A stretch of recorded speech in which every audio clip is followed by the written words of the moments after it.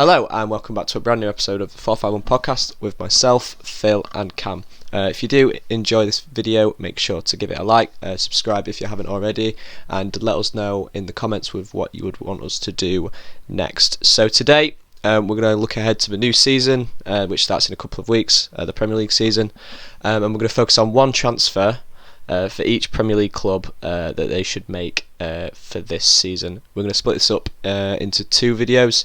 So today we're going to do the first 10 teams alphabetically. So we're going to go from Arsenal, Aston Villa, Brighton, Burnley, Chelsea, Crystal Palace, Everton, Fulham, Leeds and Leicester. So yeah, we're going to do those 10 today, and then next week or in the near future before the start of the season we are going to do the other 10. So let's start right away with Arsenal. Phil, I'll come to you first. Obviously Arsenal are an interesting team looking ahead into the new season, winning the Community Shield at the weekend. So yeah, a transfer that would make sense for Arsenal first, please. So I was torn in between two players on this one, but I've gone for Thomas Partey from Atletico Madrid. I think when you look at the midfield, for me it's the one part of the team that looks especially weak, especially when you compare them to all the other traditional top 4 and top 6 sides in the Premier League at the moment. So I think we would add a bit of more solidity to the midfield that I think they need. And under Arteta, they've sort of changed the traditional Arsenal style of play. They're a bit more defensive, and I think he would just fit into that role perfectly, shore it up a bit, and I think he'd be a great addition for them. Don't know what you two think about that. Yeah, well, it's someone that's been linked with Arsenal for at least 2 or 3 years now. I think Arsenal have been crying out for that holding defensive midfielder for God knows how long. They've tried it with Lucas Torreira. That's not necessarily come off just yet. I don't know whether Arsenal are going to stick with Torreira or not. But yeah, Partey's a kind of a physical presence. Also quite good technically, very capable. As we saw against Liverpool in both legs of the Champions League and across the La Liga season as well. So yeah, I think that's for Arsenal, it's one that does make sense. Yeah, what do you think, Cam? Well, I also put him, but yeah, it just makes sense because I think the centre backs were their priority, but now they've signed a couple of centre backs coming into the new season. I think holding midfielder was the key to let the attackers roam, such as Aubameyang on the left. He can roam more and they have more freedom in attack with a holding midfielder sat there, a proper one. And obviously he's fallen out with Guendouzi, so I think that transfer makes the most sense to me. Yeah. Do you think Guendouzi, just going off topic straight away, do you think Guendouzi will leave Arsenal this summer? I read this morning that he's linked with a move to Valencia, apparently, but it wouldn't surprise me ever since he's just been phased out, hasn't he, by Arteta, and we've barely seen much of him recently. So it wouldn't surprise me in the slightest if he got a move away from Arsenal. Okay. Well, I've gone a different direction. I've gone with Buendia from Norwich. So I think Arsenal have actually shown that they can be quite defensively solid with Ceballos and Xhaka maybe, and obviously with Torreira off the bench or starting as well. So I think actually, I mean, Thomas Partey would still be an excellent signing. I think would probably come into the team, but I think actually in terms of creativity, you've lost that now probably with Mesut Ozil not looking like he's going to play too much longer for Arsenal.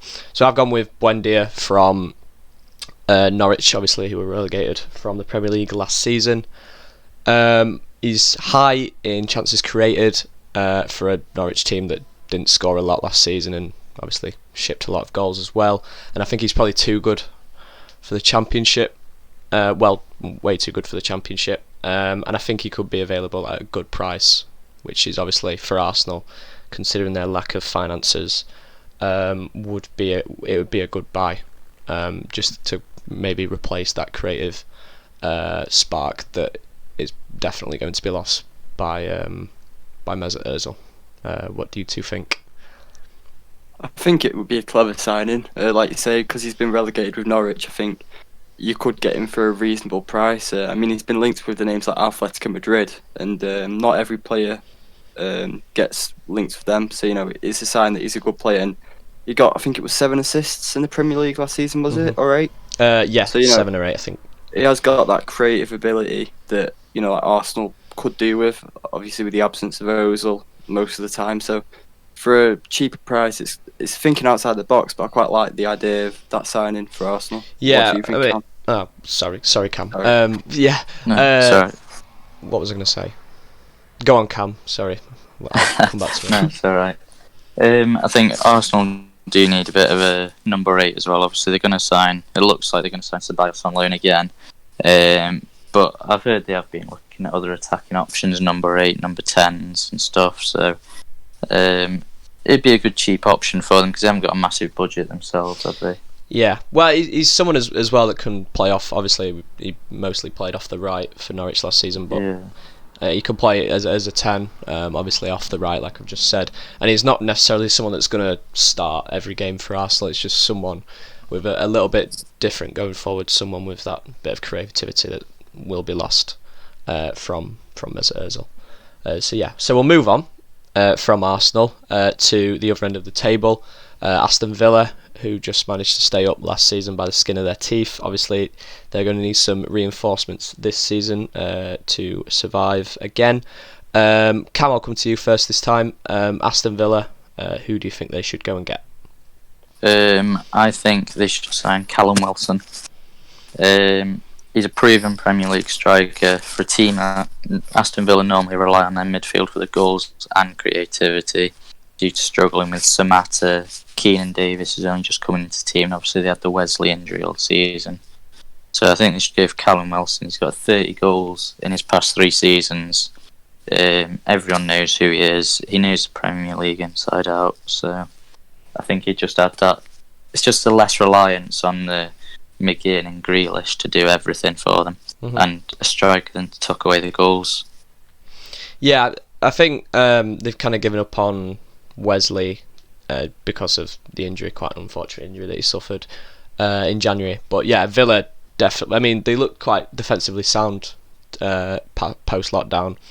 But I think that's where the problem area is going forward. As a striker that's going to score, maybe 10, 12, 15 goals, somewhere in that range. And I think Callum Wilson's definitely capable of doing that. Obviously, we've seen what he's been like at Bournemouth. He's in England.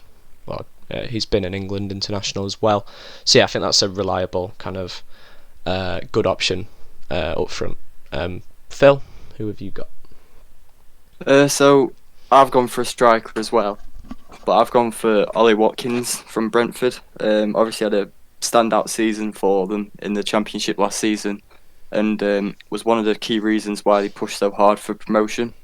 And I think whether he'll want to spend another year of his career in the leagues below the Premier League, I don't think he does. So I think for a reasonable price, Villa could go in for him. And obviously it's a bit of a gamble compared to what Cam went with, because he's not Premier League proven, but he knows where the back of the net is. And I think Villa do need goals. That got proven last season. Takes the reliance off Grealish and other players like that. So I think someone like Ollie Watkins could be a good player for Villa if he got the move into the Premier League. Yep, I've also got Ollie Watkins. He's shown that he can be prolific as a lone striker. I know that's in the Championship, but I think 24, 25 goals across the Championship season, that's good numbers. I mean, obviously the Championship is still a very competitive league with a lot of good players down there, so he's shown that he's capable. He's very adept at getting behind and holding the ball up, which I think is an option that obviously Villa need to how they play.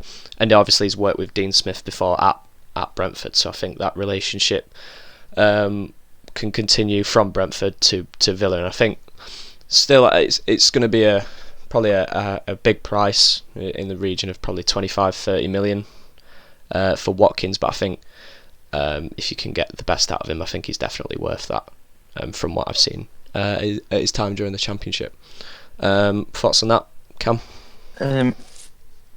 Yeah, obviously it was between them two because obviously Villa have been linked to him a lot. But I purely went for Wilson just because of the Premier League proven, and I think you mentioned the price. I think Wilson probably 15 to 20 mil, so a bit cheaper. But obviously, yeah, he's a brilliant striker, and we've just highlighted the key issue for Villa in needing a striker that can score the goals. Yeah, I think Villa might even need two strikers, so maybe even both if they can afford them. I think they definitely need that going forward, because like we said, defensively they've actually looked quite nice, going in defence.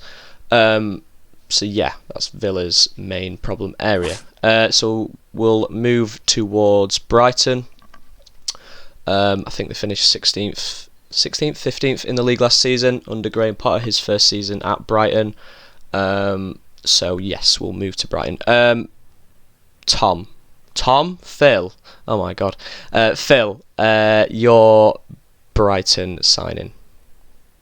So I don't know if both of you will agree with me on this one particularly, but I've thought outside the box, and they do occasionally play with two up top, and you can't just have all the reliance on.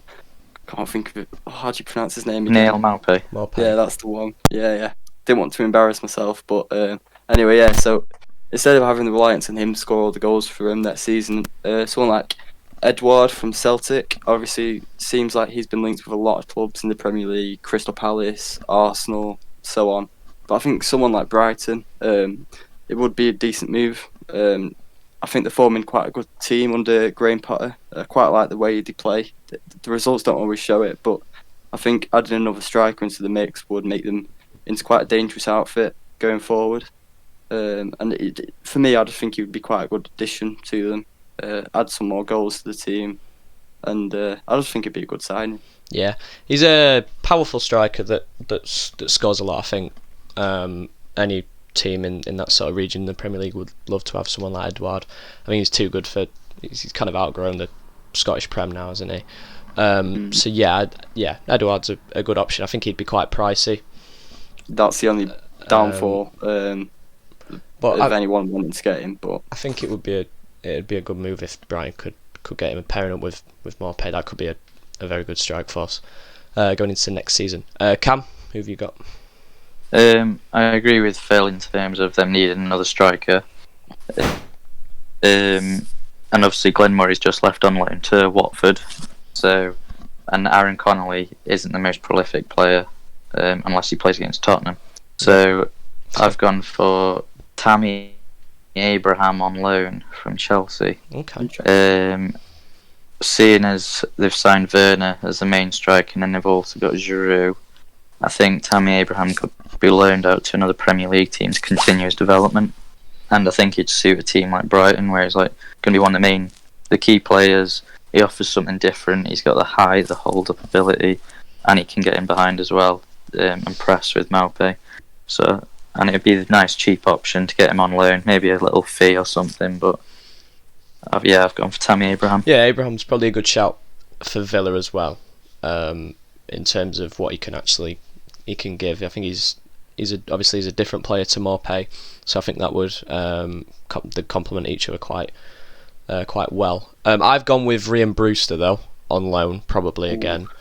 I think he's ready for a step up to the Premier League. I think he showed at Swansea last season that he can score at a prolific rate, and obviously, like we said, Brighton were one of the league's lowest scorers last season, and I think they need another goal scorer alongside Maupay just to kind of shoot them up the league a bit. Because I think they were quite good defensively, and obviously they've got a lot of good defensive options now that Ben White's come back from Leeds and looks like he's probably going to sign a long-term deal there. And I think that's a good option as well to have. I mean, them two up front would be quite the strike force. So yeah, thoughts on that, Brewster? Do you think he's ready for the next level?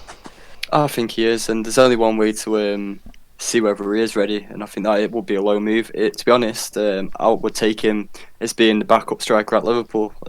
He's been prolific at Swansea, prolific for Liverpool at youth level, and he's looked good in pre-season as well. So, to be honest, I think any club that got him on loan, if he does go out, I think they'd be a lucky club because he has signs of a promising striker. What do you think, Cam? Yeah, I've seen talk of Liverpool not actually allowing him out on loan and only wanting to sell him for 25 mil. I think it'd be a big gamble to buy him, but for a loan, yeah, I think it's a low risk. Don't know whether you could rely on him for a full season and for a team as desperate as Brighton, but it is a good shout, yeah. Yeah, I think, well, Brighton have obviously got other problem areas as well. At left back, obviously, they played with Dan Burn all season. He's 6'7", 6'8", and he's obviously not a left back, although he did perform reasonably well there. They've got to get a replacement for Aaron Moy, who's just left for China. So yeah, and obviously Aaron Moy was one of Brighton's better players last season. So yeah, they've got a lot of patching up to do for the new season as well. So we'll move on now to Burnley. Obviously finishing mid-table again under Sean Dyche last season, another very good season, especially towards the end of the season, despite their whole contractual situation going on there. So Phil, I'll go to you first. Burnley, who have you got? So I don't know whether you've ever heard of him before, but like you say, obviously he struggled at the end of the season with all the contract situations going on at the club, and I think they played against Preston either yesterday or the day before, and they only had 2 available centre-backs. And they was both, I think, youth players, which goes to show the need for more depth, especially at the centre of defence, where you focus on them as a team normally because of how defensive they can be under Dyche. But anyway, I'll get to it. Joe Worrell, he's the 23-year-old centre-back from Forest who they're linked with.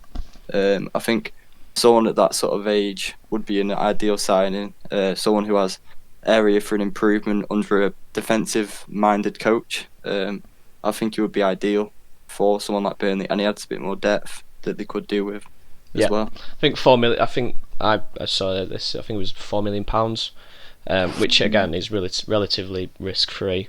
It's only £4 million. It's not worth too much in the current market.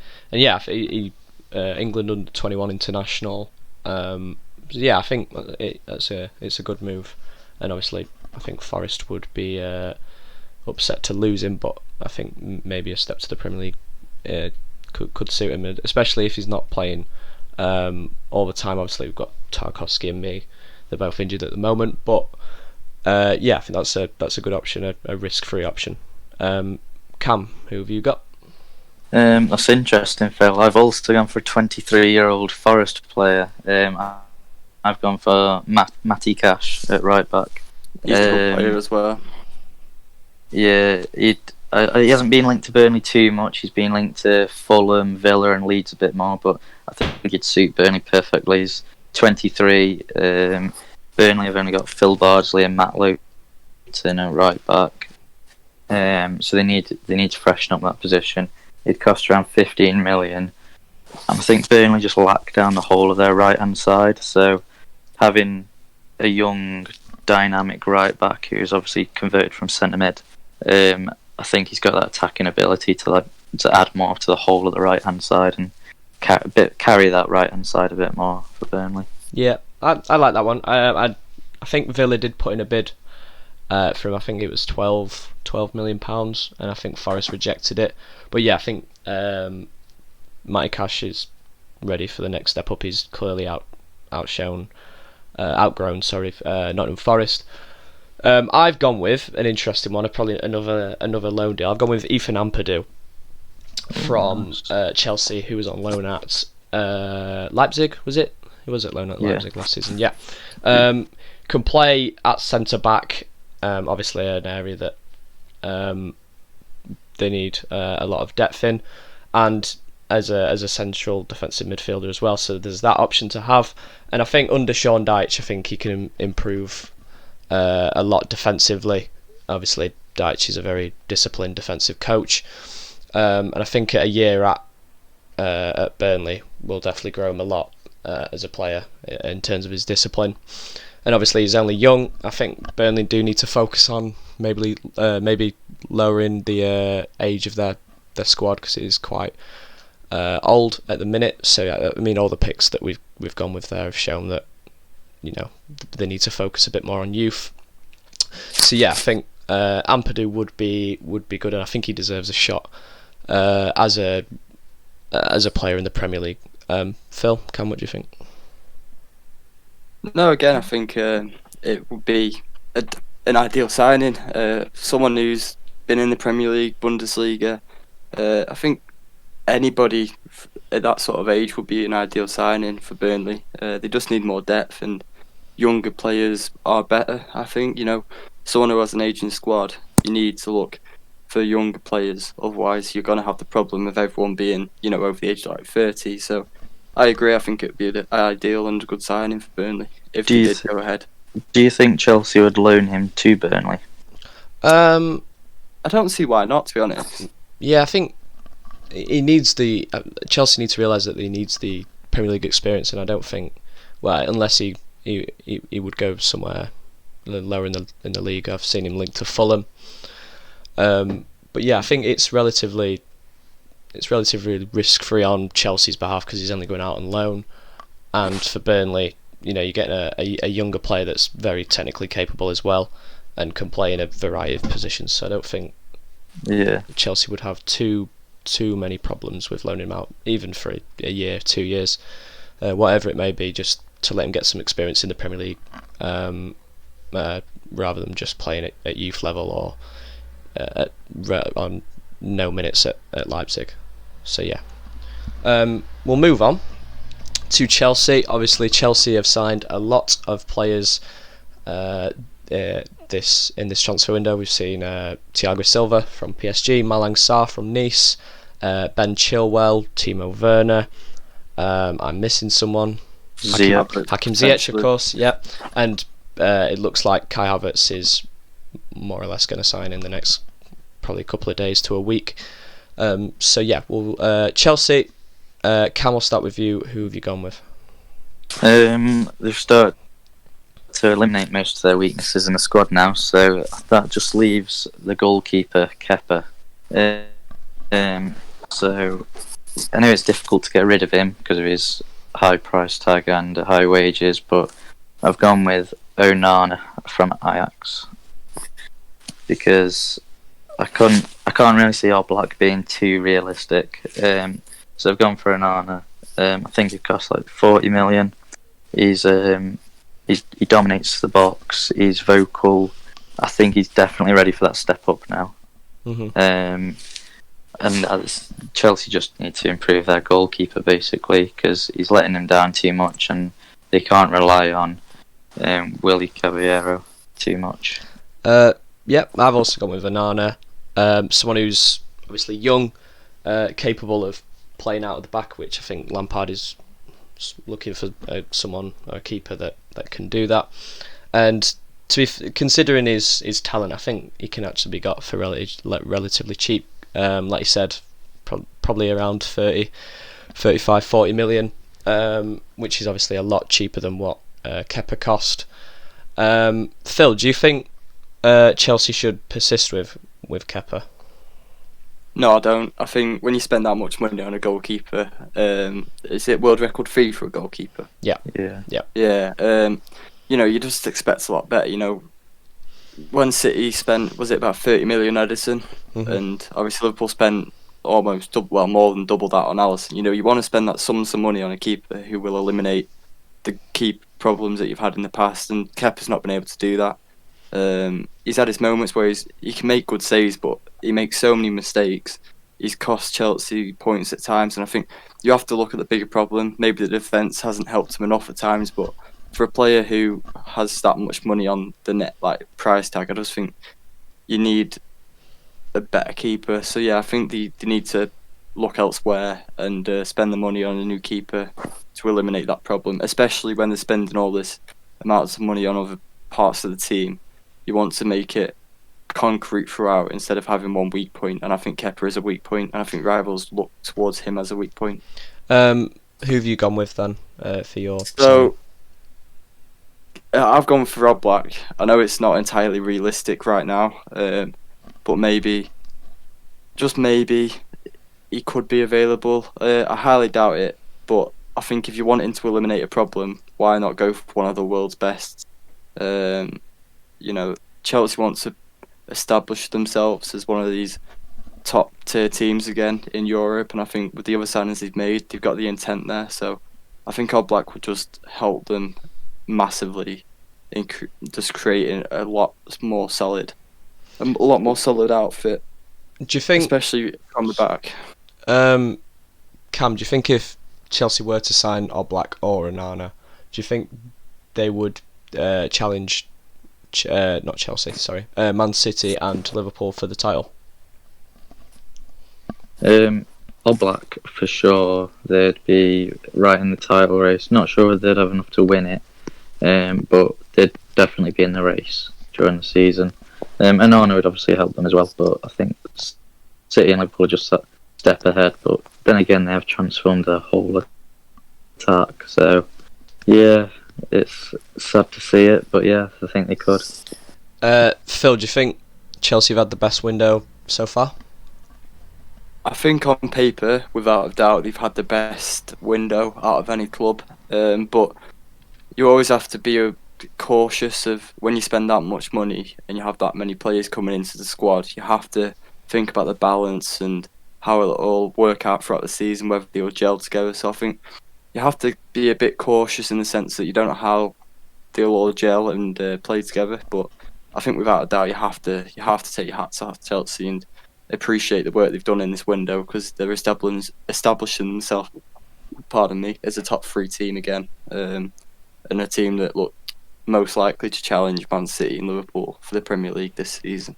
Okay, interesting. We'll see. Obviously, how Chelsea develop in the next couple of weeks or so. Obviously, with the Premier League starting very soon, we'll see how all those signings gel. I think there'll be an exciting watch going into the new season. So we'll move to Crystal Palace now.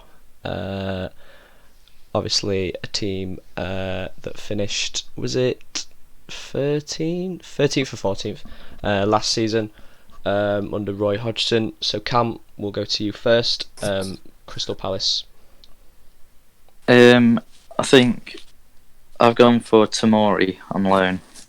I think Chelsea they've got a lot of centre backs now in terms of Silva, Zuma, Rudiger, Christensen, as you mentioned before, Ampadu.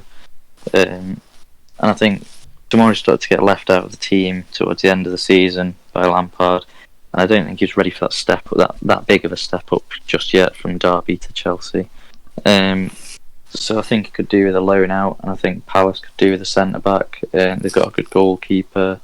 They've got Sacco and Gary Cahill. I think they relied on him more than they thought they would last season. So I think Tomori coming in, fresh, young player, Premier League experience.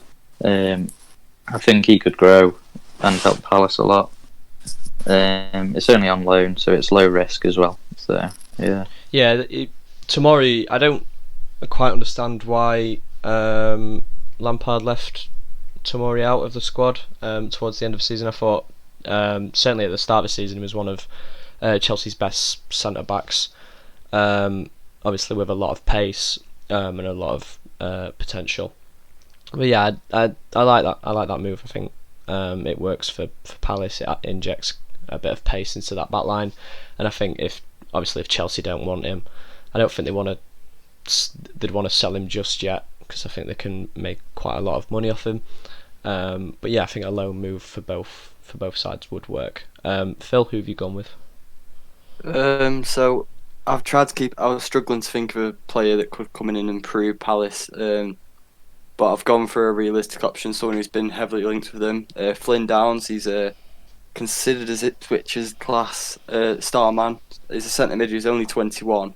But obviously with the arrival of Eze from QPR, I think it would be another step in the right direction for Palace, who, it's no secret, have got an ageing squad. So I think approaching younger talent who have flourished in the division below, I think it isn't the worst way to go for them. I think they have got an ageing midfield, and I think maybe just an inject of more energy, younger legs, fresher legs would be quite an ideal thing for Palace. I don't know what you two think, whether you've ever heard of him or not. Yeah, obviously he's a cheap option as well, and they're looking at bringing Conor Gallagher on loan, aren't they, as well, from Chelsea.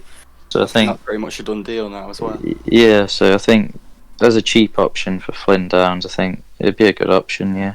Yeah. I think it's only about 2 million the price tag as well, so Yeah, it's not a lot of money at all. I think the signing of Eze from QPR could genuinely be one of the signings of the season. I think if you watched him at QPR, he's so prolific in terms of his ball carrying, his chances created, and he's also his goal scoring as well. And adding Eze to an attack of Zaha, Townsend, Ayew is actually makes it look a lot better and a lot more scary for teams to defend against. With Eze's pace, with Zaha's pace, with Ayew's technical ability as well. I've gone with a centre back as well, but I've not gone with a young centre back. I've gone with Salif Sane from Schalke. He's a physical, experienced centre back that is very good in the air. And I know Palace have got an ageing defence, but they've also got a lot of injuries in that area. I think Sakho's quite mistake heavy. Tompkins is injured quite a lot. Gary Cahill, I think, was genuinely one of the best centre backs in the league last season. And Sane from Schalke. Schalke are obviously in a lot of financial trouble at the minute, I think, because of COVID-19. So he would be available for not a lot of money. Again, the risk isn't. There's not too much risk in paying for a centre back who's got a lot of experience at a very good level, and partnering with Gary Cahill, that could be a very disciplined, resolute defence. So yeah, that's what I've gone with. Any other areas do you think that could be strengthened at Palace? I think it's hard to... Go on, Cam. Go on. It depends what happens to Zaha, doesn't it? Because if he leaves, are they just gonna leave Eze to be a direct replacement, or do they go out and sign someone else as well? Do you think Palace will be able to get the money they want for Zaha? Because I think the asking price is 60 odd mil, which is obviously a lot of money for someone who's... Obviously Zaha's a very good player and Crystal Palace's best player, but 60 million, I don't know if they'll be able to get that money for him. No, I don't think they'll be able to. He's a 27 now, and he didn't do too much last season. Obviously, it's well known that he wants to leave as well. Yeah, and it's well known that he wants to leave as well. Palace have kind of had an agreement that he can leave, so I think they'd get closer to 40 million rather than 60. Yeah, I think 40 million would be reasonable. I mean, like you said, 27. He's in his best years now, arguably. Maybe he's even had his best years. We don't know. We'll have to see. But yeah, I don't think they'll get 60 odd million for him. Definitely not. So we'll move now to Everton. Obviously, Everton are a very interesting team normally in the transfer window. They normally sign on paper very good players, and then they turn out to be not so good, whether that's the curse of Everton or whatever. But I think like even this season it looks like they're going to have a very interesting window. So Cam, I'll come to you first. Who have you got? I've gone for Sergio Romero. I think he's definitely available because you've got De Gea and Henderson, the two keepers fighting it out at United now. He'll be cheap, I'm guessing around 10 million. I think Aston Villa have been quoted 8 to 12 million. And then I think they just can't rely on Jordan Pickford. He makes far too many mistakes, but he doesn't have any pressure on him. So I think bringing Romero in, who's I'd say the best backup keeper possibly in Europe, really, he's one of them anyway. He can come in. He could potentially start for them. So it's just adding that competition between him and Pickford, which might bring Pickford's game up as well. Yep, I like that. I think Romero's definitely capable of being a starting goalkeeper, and I don't think he deserves to be the third choice goalkeeper at Man United. So yeah, I like that in terms of competition for Pickford, because I think he definitely needs that. Not just for Everton, but it'll probably benefit England as well if you had that competition week in, week out with someone with genuine quality. Phil, who have you gone with? I've gone for Romero as well. It just is such a logical signing. I think with Dean Henderson staying put at United, like Cam said, I don't think he deserves to be third keeper at United. He's shown his quality every time he plays for United. Most of the time he keeps a clean sheet. And I think for a team like Everton, who's seen their own struggles with Pickford, I think it would lift Pickford's game up, or it would show that Romero is a better keeper than him. I think it just sorts a problem out for them that they've had in the last couple of seasons, where Pickford's been very mediocre and made a few mistakes that have been costly to them. So I think it would be a very good signing on paper for Everton to make. Do you think Romero would start, or do you think Pickford would be the starting goalkeeper? It's tough. It's tough to call, but I think Romero definitely deserves a chance to claim himself as a number one goalkeeper, because I feel like he's certainly good enough. Yeah, I feel as if Romero's the better keeper, but purely because they spent, what was it, like 30 million on Pickford. 31, he'd have the advantage over Romero in that aspect, because they wouldn't want to look like idiots and drop him straight to the bench. Okay, interesting. I've gone with Ibrahim Sangare from Toulouse, who have just been relegated from Ligue 1 in France, obviously. Someone's got to get him. He's been linked with loads of teams around Europe.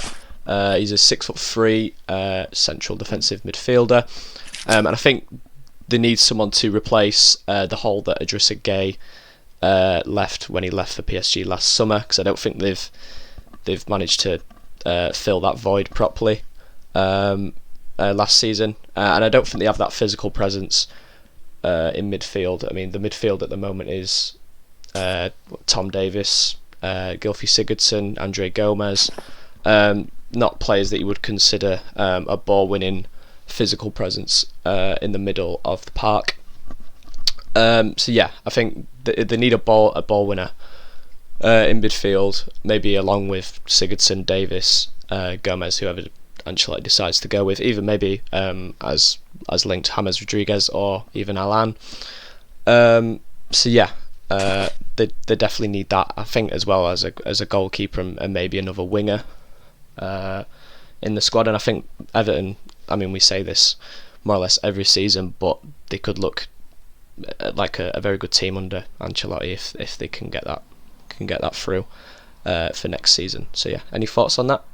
I purely didn't go for a midfielder because of, as you mentioned, they've been linked to Alan. They're going to sign him, James Rodriguez, and they're in talks with Doucouré as well. So it was a good suggestion in Sangare. He is a good player. Any idea on the fee for him? Well, I think because Toulouse have been relegated to the second division of France, it'd be probably within 10 to 20 million. So obviously not as much as Alan. It'd probably be a safer and more sensible option than Doucouré, although Doucouré is a brilliant player. They overrate massively. Yeah, well, Doucouré can provide that probably a bit more going forward, a bit more proven going forward, as well as, I mean, I wouldn't consider him as a lone defensive midfielder. I don't think he has the ability to do that on his own. But yeah, I think Sangare is a young option. I think 10 to 20 million isn't too bad. So we'll move now to the first of the newly promoted teams, Fulham. Obviously, we're in the Premier League in the 18-19 season, and got promoted through the playoffs last season under Scott Parker. Fulham do need some reinforcements for the team to survive. Phil, I'll come to you first. Who have you got? So I was looking at Fulham's squad to actually weigh up where they sort of needed more depth, and I think they've only got about 4 attacking-minded players in the whole squad. So I've gone for Ben Rama from Brentford, someone who lit the Championship up last season. I think he would offer something else in attack for Fulham, and I think he deserves this chance in the Premier League as well, like his counterpart Ollie Watkins. I said about him earlier. I think he's another player from Brentford that deserves a chance in the Premier League. And he's someone when I watched him last season, he just seemed head and shoulders above anybody he was playing against. And I think Fulham could do with some of his quality in the Premier League next season. If Fulham were to get Benrahma, that would be a very good deal, because he's been linked with a lot of teams in the Premier League. We've seen with he's been linked with Arsenal, with Chelsea, being one of them, yeah. Aston Villa as well. So yeah, I think if Fulham were to pull that off, and I think it would be again 20, 25, 30 million to get him out of Brentford. Well, that's what Brentford would want. Yeah, I think that would be a very good signing in an attacking sense. Cam, who have you gone with? Yeah, I was struggling with Fulham, and I much prefer Phil's suggestion than mine, to be honest. But yeah, they can Phil Jones or Marcus Rojo, maybe a buy one get one free. I don't know. I think they do need a bit more of a proven centre back, and I think they can be good defenders. I think with just a bit less pressure on them than they get at Manchester United, I think they could flourish, to be honest, and being the key man in that defence. I think, yeah, they're both cheap. Obviously, it's the wages that would be the breaking point, but I think they could both do well with Fulham. Yeah, Fulham definitely do need some defensive reinforcements and attacking reinforcements as well. I've gone with Callum Chambers from Arsenal. Obviously, Callum Chambers was at Fulham in the season that they got relegated from the Premier League, but was actually one of their better players in that season. I think he played just in front of the defence, but I think he's probably better as a centre back. The only problem with that could be potentially with his injuries. He's been out since December with a knee injury, and obviously we know he's quite injury prone. I think that's why he's probably not succeeded as expected at Arsenal. But yeah, I think someone with experience, not just in the Premier League but also at Fulham under Scott Parker, I think that's something that's definitely needed in the Premier League. Thoughts on that? No, yeah, makes a lot of sense. Maybe Rob Holding as well. Yeah, well, yeah, I think Rob Holding. I didn't put Rob Holding because I think he's going to Newcastle. Yeah. I think it's on loan. But yeah, makes a lot of sense. Any defensive experience they can get in the Premier League, Fulham, I think that would be welcomed a lot. So yeah, moving on now to another promoted team, Leeds, who finished as champions in the Championship last season. With I think they won by about 10 points under Marcelo Bielsa, of course. The first time they've been in the Premier League since 2004. Cam, I'll come to you first on this one. Who have you got for Leeds? We're going shopping at Chelsea again and getting either Abraham or Batshuayi on loan. I think obviously they've signed Rodrigo, but he's very versatile across the front three. They do need another striker. They can't rely on Bamford. He's quite poor in front of goal, really. And I think signing someone like Abraham or Batshuayi could push Leeds up into the top half with some of the signs they've had. And I think they do need it on loan, with spending 30 million on him. I can't pronounce the guy they're going to sign for 20 million. And they're looking at Rodrigo de Paul. Robin Koch from. They've signed him as well, and they're on about signing Rodrigo de Paul for 30 million as well. So they've clearly got a lot of money, but I think they'll sign a Premier League proven striker on loan, and that'll be a massive addition for them. Yep, I like that as a backup striker. I think Patrick Bamford could actually be quite good as a backup striker. I don't think obviously as a starting striker. They definitely needed Rodrigo, someone who is prolific at a very good level. It'll be exciting to see how he does under Bielsa and in the Premier League as well. Phil, who have you gone with? So I've gone for the young Dynamo Zagreb defender that they're strongly linked with, Gvardiol. I think is how you pronounce it. I might be wrong. Mm-hmm. I think he's only 18, but I think he's got about a 20 million price tag. But he's got experience in UEFA Youth League and in the league for Zagreb, even Champions League as well. I think he made appearances against Man City last season, if I'm right. He's very highly rated, and I think he would just be a great addition to go into the Premier League with Leeds. I think they need to spend the money to stay in the league. I know they could easily do what teams like Fulham have done in the past and spend loads of money, but I think they're spending it quite sensibly, and I think it would be quite a good addition for Leeds to sign a centre-back who's young, hungry to succeed in the best league, one of the best leagues in the world. So I think it would be a good signing. The only gamble is it's a heavy price tag for the age that he is. But yeah, I've put him down as an ideal signing for Leeds. Yep, I like that. Dinamo Zagreb are quite an underrated producer of young talent in Europe. Obviously, we've seen with Luka Modric came from Zagreb. Benkovic, who's I believe at Leicester still. I don't know if he's gone back out on loan. Yeah. Obviously, Dani Olmo improved a lot at Dinamo Zagreb, and obviously Dinamo Zagreb have been in the Champions League for the past couple of seasons as well. So it's a good place to get experience to then either obviously move on to the top level. So yeah, I think that's a nice signing for the defence. I've gone with another midfielder. I've gone with Lewis Cook from Bournemouth. Obviously, there's a lot of romanticism in that with Lewis Cook being an academy player that obviously left Leeds. I think he's a midfielder that's definitely got the attitude and the technical ability to adapt to Bielsa's kind of training regime and intense kind of football. Obviously, again, the issue is whether he can stay fit. I think if he can stay fit, he'll be a very good option for Bielsa, someone with Premier League experience, which I don't think they have too much with in Leeds' midfield. Obviously, Calvin Phillips is obviously an exciting talent who's just got an England call-up, but he's not Premier League experienced enough yet. So yeah, I think if they can keep him fit, I don't think he'll be too high of a price either. Probably around 10-15 million, obviously with Bournemouth going down and his injury record. But I think if they can keep him fit, then yeah, I think that would be a really good signing with Premier League experience. What are your thoughts on that? No, yeah, I agree. It makes a lot of sense.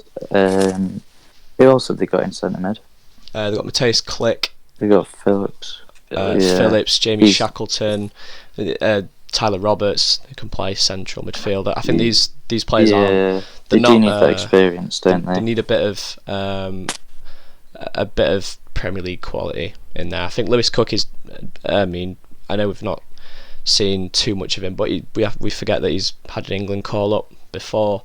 He's played for England. Yeah, he's definitely capable of playing in the Premier League. It's just obviously the question is whether he can stay fit. He's got that, and I think the key point that he said as well, like they're signing these foreign players, which sometimes you see a promoted team do and struggle the next season, where bringing in someone like Lewis Cook who knows the club and everything, that could gel the squad together in a way. So yeah. Do you think if they can get De Paul from Udinese, do you think Leeds could genuinely kind of I say do a Wolves kind of push towards the top half of the table? I think under Bielsa they'll do well. As long as Bielsa's there, I think they'll do well next season. I think maybe like 10th, 11th position. I think they'll solidify the position in the league. That's my opinion. I don't think they'll go down like some people are suggesting. What do you think, Cam?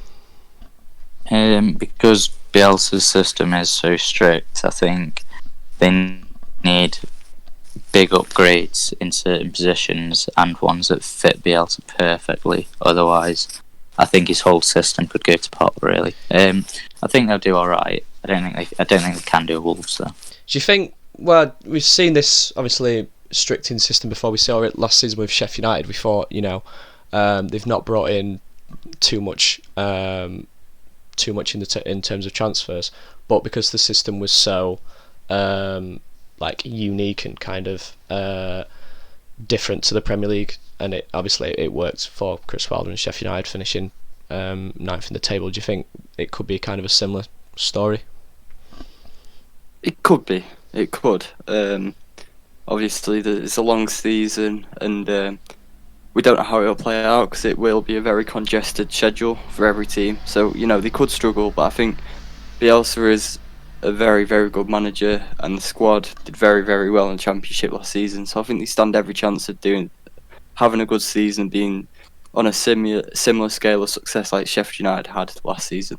I think we can all say as well that I think it's very good to see Leeds and Marcelo Bielsa back in the Premier League. I think a club the size of Leeds should be pushing for the Premier League. So I think it'll be very interesting to see what they can do this season. And I think we'll do a podcast later, not later in the season, towards the start of the season, on where we think all these clubs are going to finish if they can make these transfers. So yeah, it's going to be an interesting season for Leeds back in the Premier League. So we'll move to our final team for today, for the first half of these transfers. We'll go to Leicester. So Phil, I'll start with you. Obviously, Brendan Rodgers and Leicester had a very good season, despite the slightly disappointing end to the season. Fifth in the Europa League, fifth and in the Europa League. Sorry. So who do you think they should bring in to improve for next season? Well, obviously, due to the departure of Chilwell to Chelsea, they need to strengthen there again. And I think Sergio Reguilon, probably pronounced that really horrifically wrong, Reguilon from Real Madrid. I think that would be a great addition. Yeah, I think they are linked with him, but he's linked with quite a few clubs around, especially in the Premier League. But I think he would be a suitable replacement for Chilwell. Someone who's impressed over in Spain the last couple of seasons, being at Sevilla on loan. So I think it will be an interesting one if Leicester could pull it off, because I think they do need someone who's a quality a replacement, not someone maybe a youth player. Is that Luke Thomas, a left back? Luke Thomas, back? Yeah, he's a left back. They have him, and when I've watched Leicester play, he did stand out as being quite a promising young talent. But I think they need to go out and spend some of the money that they got from Chelsea for Chilwell. So I think someone like Reguilon, however you say it, would be a good replacement. Yeah, I really like that. I was kind of torn between Reguilon and my pick for left back. He's someone who's probably a better defender than Chilwell, and he's quite aggressive in terms of his attacking as well. As we saw in the Europa League, paired with Jesus Navas on the other side at fullback, a very good set of fullbacks, and he's someone that I would really like to see in the Premier League. Still young, and can improve a lot in the Premier League and under Brendan Rodgers. Cam, who have you gone with?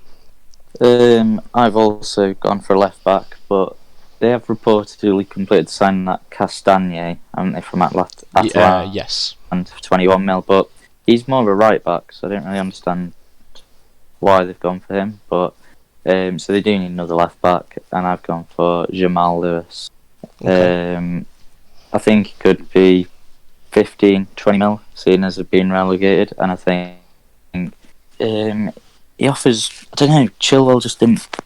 I wasn't massively convinced by Chilwell. He's a good player all around, but nothing overly special. Mm-hmm. And I think Jamal Lewis, being young, he can improve, and it just freshens up the Leicester team, which they need anyway. And he's cheap, so yeah, I like that as well.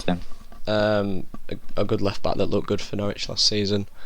So yeah, I like that. I've gone with. I think this is genuinely best possible scenario. This is someone that will definitely be an upgrade on Chilwell, like you said. I don't think he's worth 55 million, whatever Chelsea paid for him. I've gone with Nicolas Tagliafico from Ajax. Yeah, good option. Genuinely brilliant in both defending and attacking, and because he's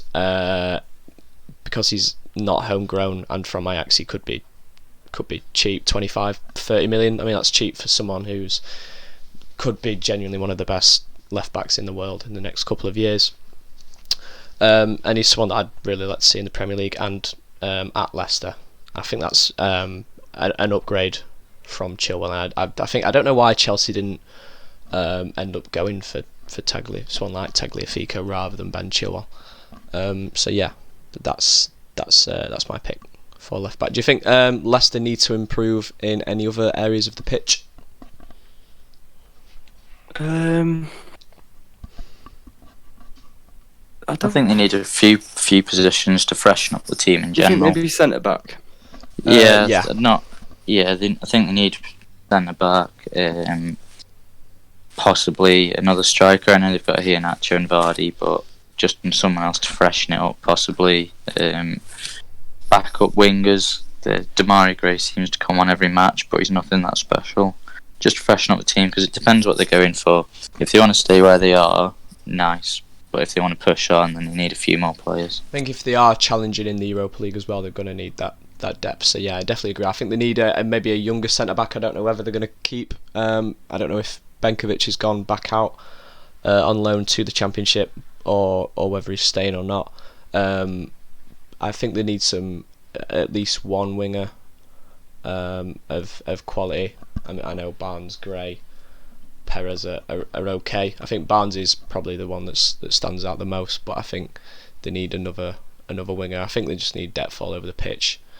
If they are to lose Wilfred Ndidi, which I don't think they will now, they're going to need a backup in that position. So yeah, I think just depth all over the pitch. Whether it's young, whether it's Premier League proven, I think they do definitely need that if they are going to, like you said, either stay where they are or even push for a Champions League spot next season. It'll be interesting to see. So yeah, that wraps up everything for today.